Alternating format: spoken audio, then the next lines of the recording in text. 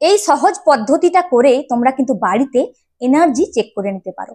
যদি তোমরা চাও মনে করো যে বাড়িতে পজিটিভ এনার্জিস আছে কি নেগেটিভ এনার্জিস আছে সেটা চেক করতে, তো অবশ্যই তোমরা আজকের এই রেমেডিটা করে দেখো, তোমরা কিন্তু জানতে পেরে যাবে তোমাদের বাড়ির কি এনার্জি।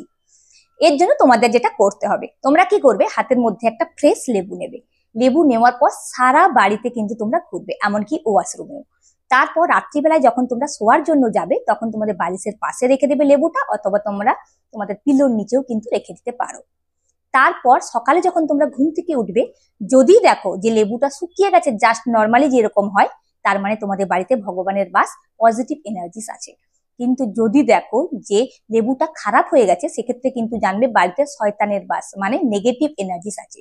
এই সাধারণ পরীক্ষাটা করে কিন্তু তোমরা নিজেরাই দেখে নিতে পারো। তো আজকে রেমেডিটাই তোমাদের ভালো লেগে থাকে, প্লিজ লাইক শেয়ার কমেন্ট করতে ভুলো না। আর এরকম সুন্দর সুন্দর রেমেডি যদি তোমরা পেতে চাও, অবশ্যই আমাকে সাবস্ক্রাইব করে রাখতে ভুলো না। Thank you.